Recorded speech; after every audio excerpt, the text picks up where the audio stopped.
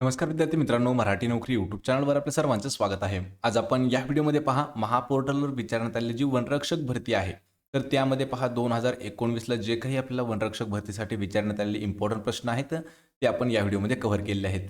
आणि यामध्ये पूर्ण आपण फक्त जनरल नॉलेजचे प्रश्न जे आहेत ते कव्हर केलेले आहेत.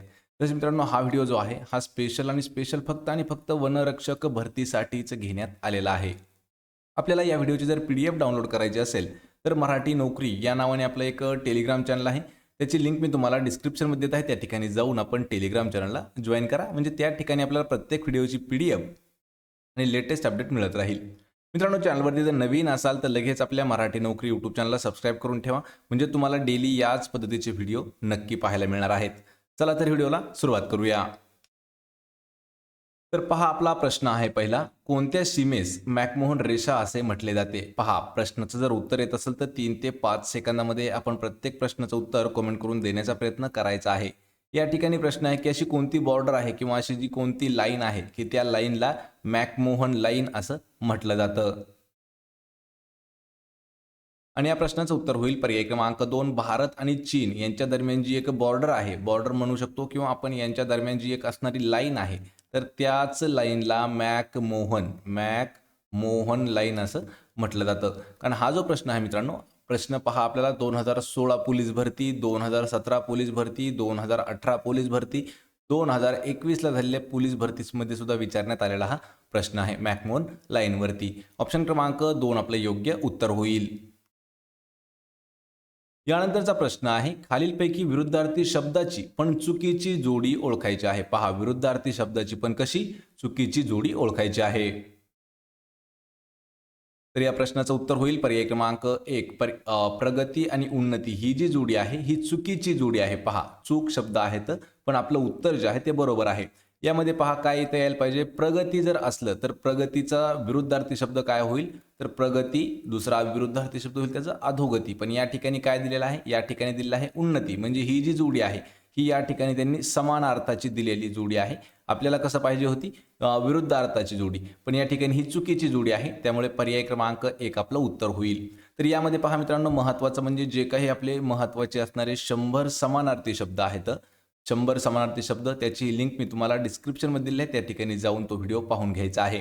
यामध्ये पहा, अजून जर आपल्याला विरुद्धार्थी शब्द ओळखायचे असेल तर होकारचा विरुद्धार्थी होतो नकार, सामुदायिक म्हणजे ग्रुपनं आणि वैयक्तिक म्हणजे एकटा असणं, म्हणजेच त्याला होतो पहा सामुदायिक आणि वैयक्तिक, हा देखील विरुद्धार्थी शब्द आहे.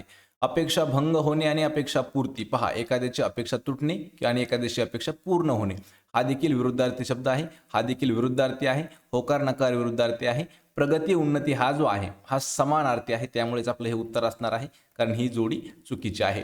पर्याय क्रमांक 1 आपलं योग्य उत्तर होईल.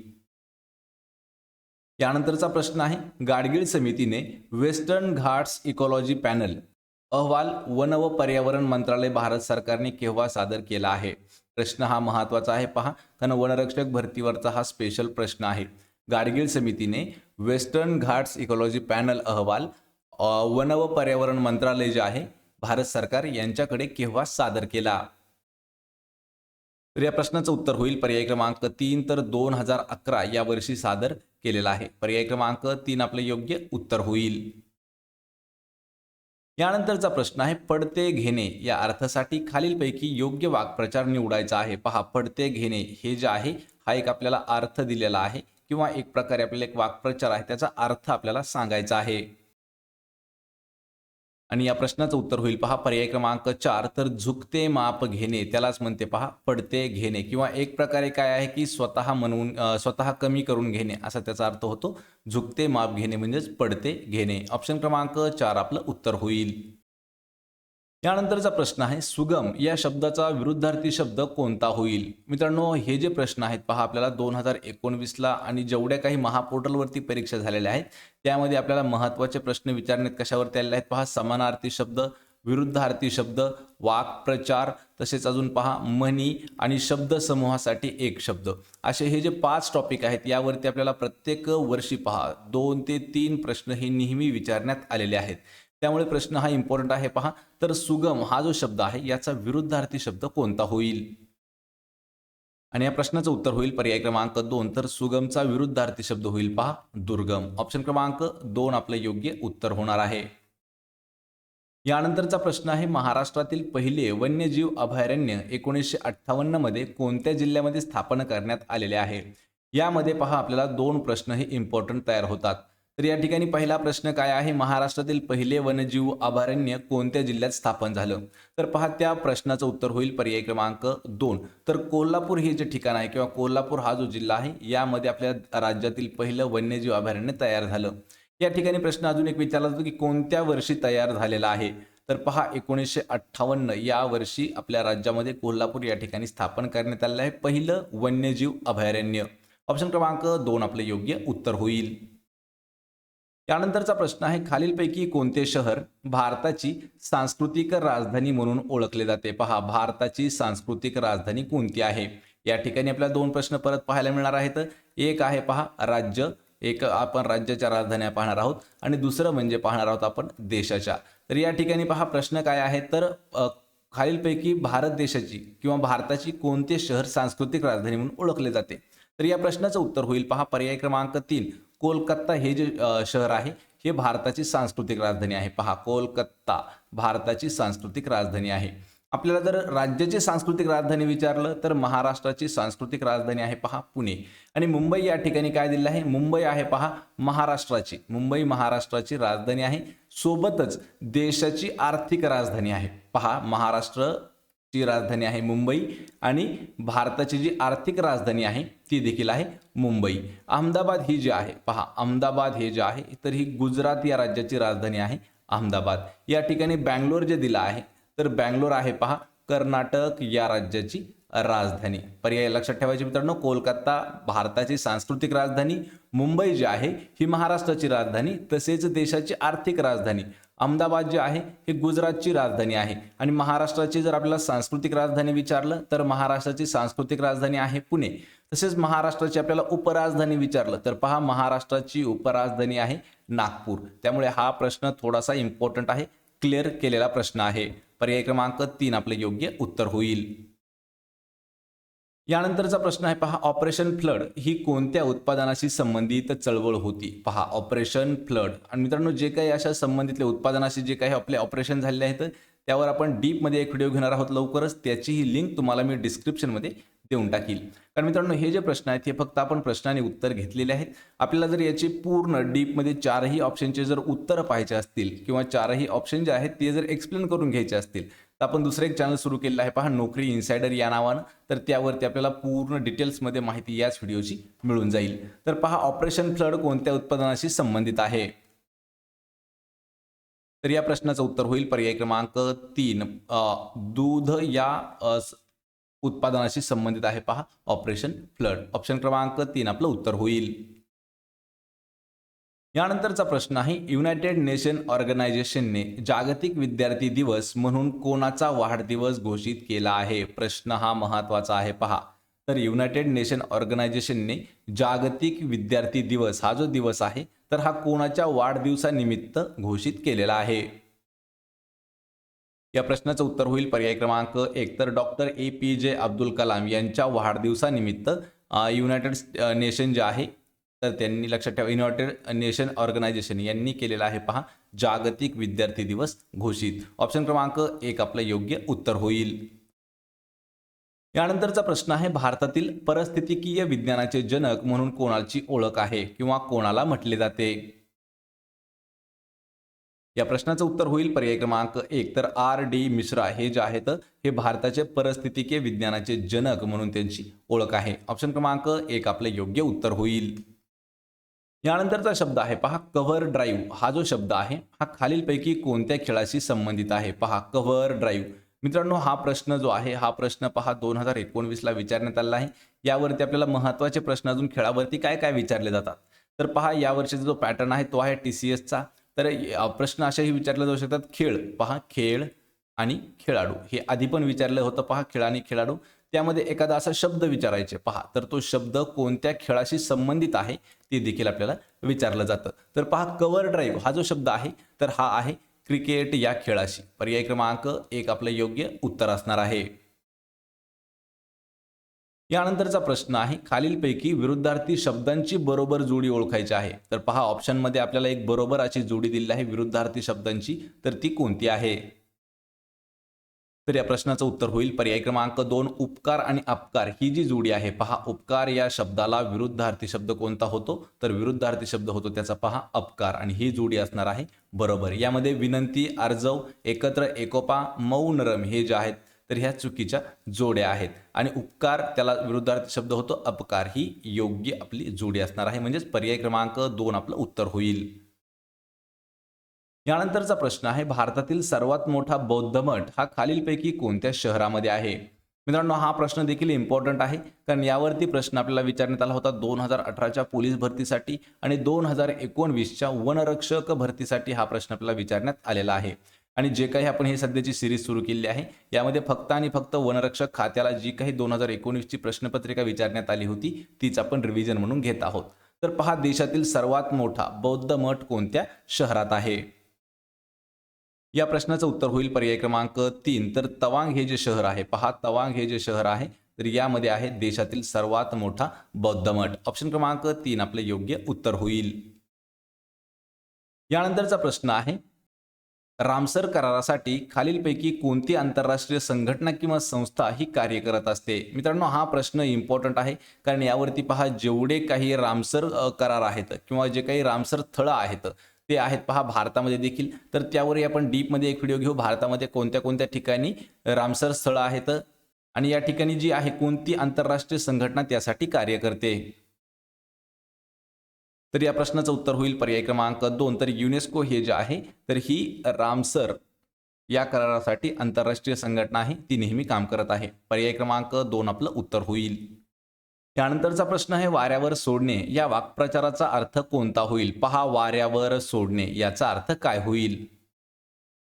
या प्रश्नाचं उत्तर होईल पर्याय क्रमांक 2, तर दुर्लक्ष करणे. पहा, दुर्लक्ष करणे त्यालाच म्हणतो पहा आपण वाऱ्यावरती सोडणे. म्हणजे एक प्रकाराला लक्षित न करणं, जसं असेल तसं त्याला जगू देणं, त्याला म्हणतो आपण वाऱ्यावर सोडणं. पर्याय क्रमांक 2 आपलं योग्य उत्तर होईल. त्यानंतरचा प्रश्न आहे, खालील म्हण पूर्ण करण्यासाठी योग्य पर्याय निवडायचा आहे. पहा मित्रांनो, या ठिकाणी आपल्याला म्हण विचारलेली आहे. मनी वसेते डॅश अशी म्हण आहे. तर खालीलपैकी असा कोणता शब्द आहे की त्या शब्दानं ती जी म्हण आहे ती म्हण पूर्ण होईल? या प्रश्नाचं उत्तर होईल पहा पर्याय क्रमांक 3, मनी वसेते स्वप्नी दिसे. पर्याय क्रमांक 3 आपलं योग्य उत्तर होईल.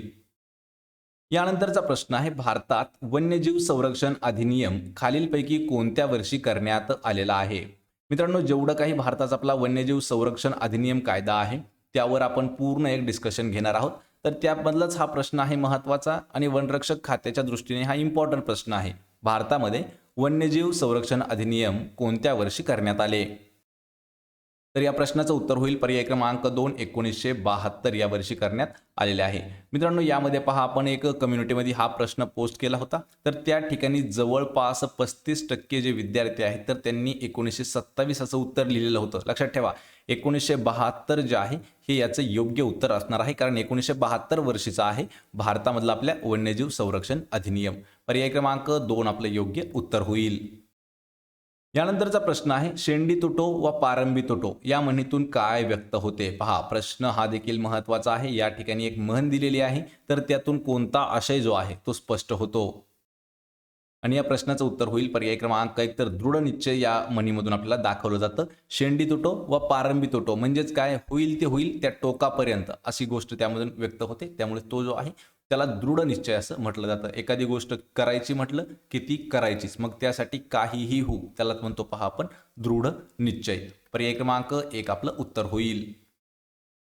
यानंतरचा प्रश्न आहे, भारताच्या राष्ट्रीय प्राण्याचे शास्त्रीय नाव कोणते आहे? पहा, भारताचा प्राणी या ठिकाणी आपल्याला काय काय प्रश्न विचारलाय. प्रश्न आपल्याला थोडासा कन्फ्यूज करणारा प्रश्न आहे. पहा, भारताचा राष्ट्रीय प्राणी कोणता आहे? तर वाघ जो आहे हा भारताचा राष्ट्रीय प्राणी आहे, आणि त्या राष्ट्रीय प्राण्याचं शास्त्रीय नाव काय आहे? तर या प्रश्नाचं उत्तर होईल पर्याय क्रमांक 1, तर पॅन्थेरा टायग्रिस हे जे नाव आहे तर हे वाघाचं शास्त्रीय नाव आहे. या ठिकाणी 2 कन्फ्यूज करणारा प्रश्न आपल्याला विचारला होता की भारताचा आधी आपल्याला राष्ट्रीय प्राणी माहीत पाहिजे होता. तर भारताचा राष्ट्रीय प्राणी आहे वाघ, आणि वाघाचं शास्त्रीय नाव काय आहे? तर पॅन्थेरा टायग्रिस जे आहे हे वाहकाचं शास्त्रीय नाव आहे. ऑप्शन क्रमांक 1 आपलं योग्य उत्तर होईल. यानंतरचा प्रश्न आहे वृद्धाश्रम या शब्दाचा खालीलपैकी योग्य संधिह विग्रह कोणता होईल. पहा, वृद्धाश्रमचा संधी विग्रह कोणता होईल. तर या प्रश्नाचं उत्तर होईल पर्याय क्रमांक 2 वृद्ध अधिक आश्रम. म्हणजेच पहा काय शब्द होणार आहे, वृद्धाश्रम हा शब्द तयार होणार आहे आणि हा जो आहे हा योग्य उत्तर असणार आहे ऑप्शन क्रमांक 2. तर वृद्ध अधिक आश्रम याचा विग्रह म्हणजे संधी करून मिळालेला शब्द होतो वृद्धाश्रम. ऑप्शन क्रमांक 2 उत्तर होईल. यानंतरचा प्रश्न आहे खालील शब्दसमूहासाठी योग्य शब्द निवडायचा आहे. पहा, या ठिकाणी शब्दसमूह काय दिला आहे, आयुष्य थोडा असलेला. म्हणजेच पहा कमी आयुष्य असलेला, त्याच्यासाठी आपल्याला एक शब्दसमूहासाठी एक शब्द सांगायचा आहे. तर तो कोणता होईल.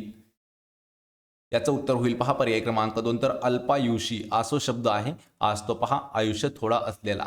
अल्प म्हणजे काय, तर पहा थोडा, आणि युषी म्हणजे काय, तर एक प्रकारे आपण आयुष्य असं म्हणजेच त्याला आपण आयुष्य असं समजून चालूया. तर थोडा आयुष्य असलेला त्यालाच म्हणतात पहा अल्पायुषी. शतायुषी म्हणजे ज्याचं जे वय आहे किंवा ज्याचं जे आयुष्य आहे ते 100 वर्षापेक्षा जास्त आहे किंवा जास्त असणार आहे त्याला म्हटलं जातं पहा शतायुषी. ऑप्शन क्रमांक 2 आपलं या प्रश्नाचं उत्तर होईल. यानंतरचा प्रश्न आहे भारतातील कोणत्या दूरसंचार कंपनीने प्रथम देशामध्ये 3G सेवा लॉन्च केली होती किंवा 3G सेवा जी आहे ही प्रदान केली होती. या ठिकाणी प्रश्न हा महत्त्वाचा आहे. पहा, भारतातील पहिली 3G आणि भारतातील पहिली 4G लक्षात ठेवा. भारतातील पहिली 3G ही जी आहे तर ही MTNL ही जी दूरसंचार कंपनी होती तर त्यांनी सुरू केली होती भारतातील पहिली 3G सेवा. आणि या ठिकाणी जर आपल्याला 4G विचारलं तर पहा 4G सुरू केलं होतं एअरटेलनं. कारण हा जो प्रश्न आहे 3G वरचा तर हा प्रश्न विचारण्यात आला होता पहा वनरक्षक भरतीच्या दुसऱ्या प्रश्नपत्रिकेला हा प्रश्न विचारण्यात आला आहे 3G वरचा. आणि 4Gचा जो आहे तर तो पहिल्याच प्रश्नपत्रिकेमध्ये विचारण्यात आलेला आहे. लक्षात ठेवा 3G आहे MTNLनी आणि 4G आहे एअरटेलने. पर्याय क्रमांक 4 या प्रश्नाचं उत्तर आपल्या होणार आहे. यानंतरचा प्रश्न आहे देवेंद्र फडणवीस यांच्यापूर्वी महाराष्ट्र राज्याचे मुख्यमंत्री कोण होते. पहा, या ठिकाणी आपल्याला मित्रांनो महत्त्वाचे 3 प्रश्न आपण जाणून घेणार आहोत. पहा, तर या प्रश्नाचं उत्तर सांगण्यापूर्वी 3 प्रश्न कोणते कोणते आहेत. तर पहा, महाराष्ट्र राज्याचे सध्याचे मुख्यमंत्री कोण. तर महाराष्ट्र राज्याचे सध्याचे जे मुख्यमंत्री आहेत ते आहेत एकनाथ शिंदे. अजून एक प्रश्न या ठिकाणी आहे की महाराष्ट्र राज्याचे उपमुख्यमंत्री कोण. तर राज्याचे उपमुख्यमंत्री आहेत पहा देवेंद्र फडणवीस. देवेंद्र फडणवीस जे आहेत हे आहेत सध्याचे उपमुख्यमंत्री. तसेच महाराष्ट्राचे गृहमंत्री कोण आहेत तर देवेंद्र फडणवीस हेच आहेत महाराष्ट्राचे गृहमंत्री देखील. पण या ठिकाणी प्रश्न विचारलाय की देवेंद्र फडणवीस यांच्यापूर्वी महाराष्ट्र राज्याचे मुख्यमंत्री कोण होते. म्हणजे पहा देवेंद्र फडणवीस जे आहेत हे 2014ला आपल्या महाराष्ट्राचे मुख्यमंत्री झाले होते. लक्षात ठेवा. तर 2014च्या आधीचे मुख्यमंत्री कोण होते असा प्रश्न विचारला आहे. आणि या प्रश्नाचं उत्तर होईल पहा पर्याय क्रमांक 1. तर पृथ्वीराज चव्हाण हे जे आहेत तर हे होते पहा देवेंद्र फडणवीस यांच्या पूर्वीचे मुख्यमंत्री. तर या ठिकाणी पहा पूर्ण आपण महाराष्ट्रातील जेवढे मुख्यमंत्री झालेत आतापर्यंतचे त्यांची एक लिस्ट आपण या व्हिडिओमध्ये पाहत आहोत. तर यामध्ये पहा आपल्याला प्रश्न कोणते कोणते विचारले जाऊ शकतात. तर पहिला प्रश्न विचारला जातो की महाराष्ट्राचे पहिले, लक्षात ठेवा, महाराष्ट्राचे पहिले मुख्यमंत्री कोण आहेत. तर यशवंतराव चव्हाण जे आहेत हे महाराष्ट्राचे आपल्या पहिले मुख्यमंत्री आहेत. दुसरे आहेत मारोतराव कन्नमवार. तर या ठिकाणी पहा पहिला आणि दुसरा यावरती जास्त करून प्रश्न विचारले जातात. या ठिकाणी अजून एक आहे की प्रश्न विचारलेला आहे महाराष्ट्राचे 14वे मुख्यमंत्री कोण. तर पहा मनोहर जोशी हे जे आहेत हे महाराष्ट्राचे 14वे मुख्यमंत्री होते. याच ठिकाणी आपल्याला प्रश्न काय आहे की देवेंद्र फडणवीस सगळ्यात पहिल्यांदा कधी मुख्यमंत्री झाले. 31 ऑक्टोबर 2014 साली. तर त्यांच्या पूर्वी राज्यामध्ये आपल्या राष्ट्रपती राजवट होती आणि त्यांच्या आधी पृथ्वीराज चव्हाण जे आहेत 2010 ते 2014 या काळामध्ये आपल्या राज्याचे मुख्यमंत्री होते. आणि देवेंद्र फडणवीस जे आहेत हे 2014 ते 2019 असा त्यांचा एक 5 वर्षाची टर्म झाली होती मुख्यमंत्री पदासाठी. त्यानंतर महाराष्ट्रामध्ये लागली आपल्या पहा परत राष्ट्रपती राजवट. तर त्यानंतर लगेच राष्ट्रपती राजवट झाल्याच्या नंतर देवेंद्र फडणवीस जे आहेत हे परत एक वेळा मुख्यमंत्री म्हणून निवडून आले. पण त्यावेळी किती आले पाहते फक्त 5 ते 6 दिवस, जास्तीत जास्त 5 दिवसासाठी ते फक्त आपल्या राज्याचे मुख्यमंत्री होते. त्यानंतर पहा लगेच देवेंद्र फडणवीसाच्या लगेच नंतर उद्धव ठाकरे हे जे आहेत हे मुख्यमंत्री झाले आणि उद्धव ठाकरे यांनी जवळपास 2.5 वर्ष 2.5 वर्ष कार्यकाल हाकलल्याच्या नंतर लगेच एकनाथ शिंदे हे जे आहेत तर हे देखील राज्याचे मुख्यमंत्री झालेले आहेत आणि सध्याचे मुख्यमंत्री आहेत एकनाथ शिंदे. ऑप्शन क्रमांक 1 आहे पहा, पृथ्वीराज चव्हाण होते देवेंद्र फडणवीसांच्या आधीचे मुख्यमंत्री. यानंतरचा प्रश्न आहे, पृथ्वीवरील वातावरणामध्ये आर्गॉन वायूचं प्रमाण किती टक्के आहे? पहा, आर्गॉन वायूचं प्रमाण वातावरणात किती टक्के आहे? वातावरणात आपल्याला महत्त्वाचा प्रश्न विचारला जातो की नायट्रोजन वायूचं प्रमाण किती आहे? तर पहा, नायट्रोजनचं आहे 78%, म्हणजे 78% जे आहे हे प्रमाण आहे नायट्रोजनचं. या ठिकाणी प्रश्न काय आहे, तर ऑर्गन वायूचं प्रमाण किती टक्के आहे? तर पहा, पर्याय 4 आपलं योग्य उत्तर असणार आहे 0.93. पहा, 0.93 इतकं टक्के जे आहे हे वातावरणामध्ये आर्गॉन वायूचं प्रमाण आहे. पर्याय क्रमांक 4 आपलं योग्य उत्तर होईल. यानंतरचा प्रश्न आहे, खालीलपैकी कोणते कलम राष्ट्रपतींना भारताच्या पंतप्रधानांची नियुक्ती करण्याचं सक्षम करतं? पहा, महत्त्वाचा हा प्रश्न आहे. तर खालीलपैकी असं कोणतं आर्टिकल आहे किंवा असं कोणतं कलम आहे की त्या कलमाद्वारे भारताचे जे पंतप्रधान आहेत तर पहा, राष्ट्रपती यांना पंतप्रधान नियुक्ती करण्यासाठी थोडंसं दिशा दाखवतं. तर या प्रश्नाचं उत्तर होईल पर्याय क्रमांक 3, तर कलम 75. पहा, कलम 75 द्वारे राष्ट्रपतींना भारताच्या पंतप्रधानांची नियुक्ती करण्यासाठी सक्षम करतं. मित्रांनो, जेवढे काही असे इम्पॉर्टंट असणारे कलम आहेत हे आपण प्रॉपर एक एक कलम पूर्ण एक्सप्लेन करून लवकरात लवकर आपण त्यावरही व्हिडिओ एक महत्त्वाचा बनवणार आहोत. त्यासाठी तुम्हाला डिस्क्रिप्शनमध्ये प्रत्येक व्हिडिओची लिंक दिली जाईल किंवा ह्या ज्या PDF आहेत या व्हिडिओच्या त्या डाउनलोड करण्यासाठी आपलं मराठी नोकरी या नावाने एक आपलं टेलिग्राम चॅनल आहे, त्याला जाऊन आपण जॉईन करा, म्हणजे तुम्हाला त्या ठिकाणी प्रत्येक व्हिडिओची PDF फ्रीमध्ये मिळून जाईल. यानंतरचा प्रश्न आहे, नागरहोल राष्ट्रीय उद्यान हे डॅश राष्ट्रीय उद्यान म्हणूनही ओळखले जाते किंवा यावरती प्रश्न आपल्याला 2 पद्धतीने वेगवेगळे विचारतात. तर नागरहोल राष्ट्रीय उद्यान हे जे आहे तर यालाच सध्या पहा, पर्याय क्रमांक 4 राजीव गांधी राष्ट्रीय उद्यान म्हणून त्याला ओळखलं जातं. यावर आपल्याला अल्टरनेट प्रश्न असा विचारला होता की राजीव गांधी राष्ट्रीय उद्यानाचं पूर्वीचं नाव काय आहे? तर नागरहोल राष्ट्रीय उद्यान जे आहे ते होतं पहा राजीव गांधी राष्ट्रीय उद्यानाचं पूर्ण म्हणजे पूर्वीचं नाव. पर्याय क्रमांक 3 आपलं योग्य उत्तर होईल. यानंतरचा प्रश्न आहे, राष्ट्रीय समुद्र विज्ञान संस्था NIO. तर NIO याचा फुल फॉर्म लगेच आपण जाणून घेणार आहोत. नॅशनल इन्स्टिट्यूट ऑफ ओशिनोग्राफी याचे जे मुख्यालय आहे तर ते कोणत्या ठिकाणी स्थित आहे? पहा, NIO याचं जे मुख्यालय आहे तर ते कोणत्या ठिकाणी स्थित असणार आहे किंवा कोणत्या ठिकाणी स्थित आहे?